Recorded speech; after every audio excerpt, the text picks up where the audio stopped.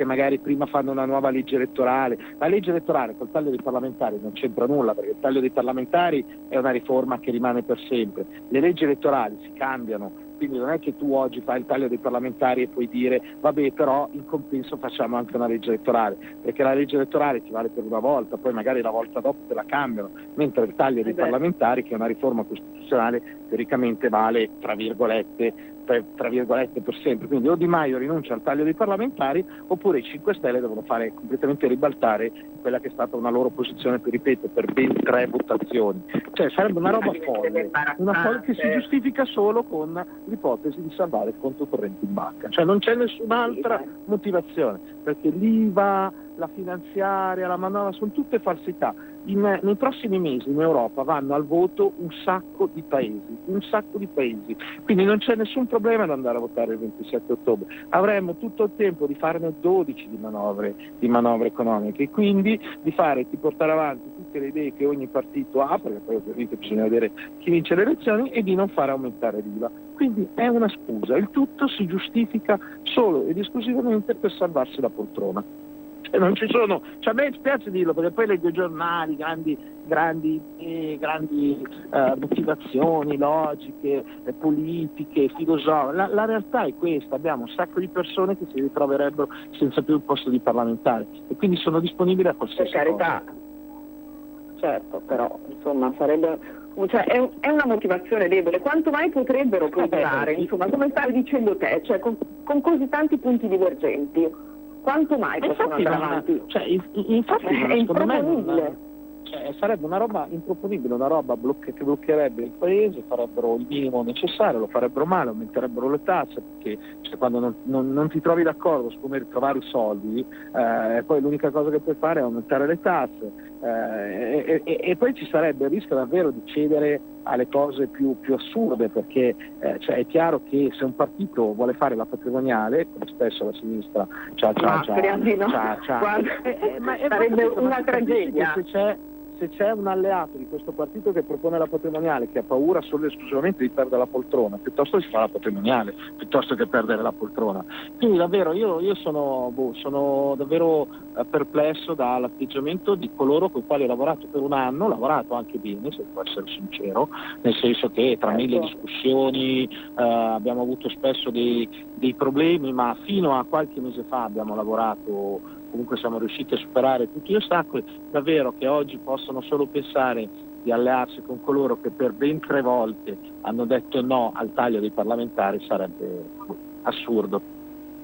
Senti, un'ultima domanda, poi ti lascio, ma il Corriere parla di un incarico da Premier a Di Maio con il placet di Salvini. Potrebbe essere una soluzione?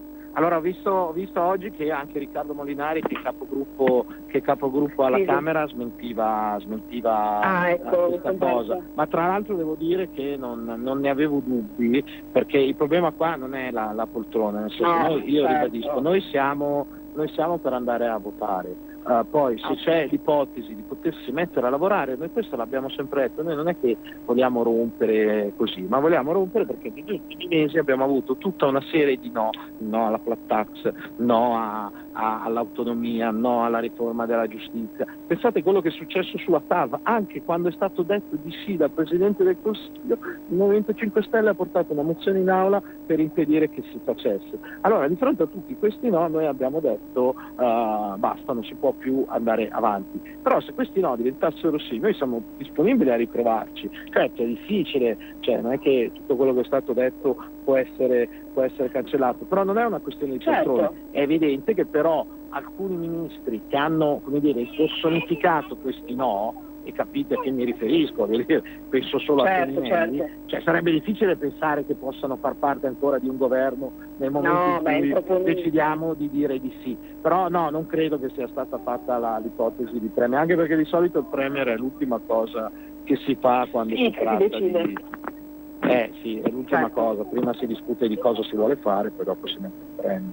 Ma Conte che fine farà? Perché comunque è sparito, da dopo il suo intervento l'altro giorno in aula contro il povero Salvini. Conte adesso... dici?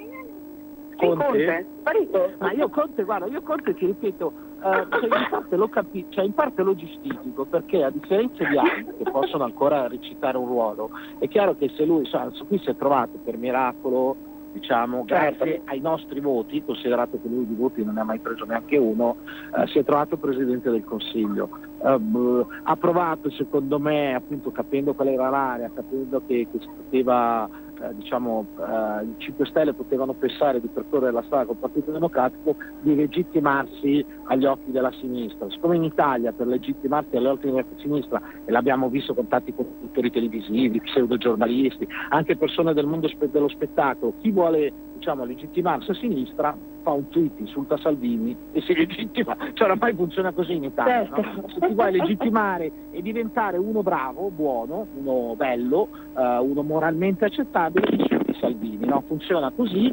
Ha fatto la stessa cosa, però sinceramente, ripeto, secondo me anche i 5 Stelle hanno capito che evidentemente non è persona di un grandissimo spessore. Sembrava davvero un bambino, chi ha dei bambini lo sa, il bambino quando gli togli il giocattolo ti fa il broncio e ti dice delle brutte parole, no? Che possono essere cattivo, brutto o qualche altro, che ha già imparato questa parola, e più o meno Conte ha fatto così. Sì, era un po' ostioso, ecco, diciamo che non ha avuto un atteggiamento proprio. Guarda, io l'ho visto dalla televisione perché era in Senato, no? Io sono amo. E devo dire, davvero ha avuto, ripeto, per carità, 2 battutine a Salvini erano più che giustificate, voglio dire, visto quello che stava succedendo, ma dedicare... Sì, poteva farlo però anche metà, differente. Ma certo, per dedicare metà proprio così, non lo so, l'ho trovato veramente triste. Sì, fuori luogo soprattutto. Sì, Va bene, quindi aspettiamo martedì, cosa dici? A questo punto aspettiamo il secondo giro di consultazioni. Che saranno martedì e mercoledì le consultazioni, quindi grandi partiti. Comunque qualcosa la si capirà. Sì, secondo me qualcosa la si capirà prima, dai. Va bene Igor, senti, ci riaggiorniamo la prossima settimana, voglio restare ancora un po' con noi. Grazie a tutti. Grazie tante a te. Ciao Igor. Eccoci, siamo pronto? Sì, ti sentiamo bene, Narda. Ci siamo, ok. Regia, cosa facciamo? Adesso facciamo un po' di pausa, poi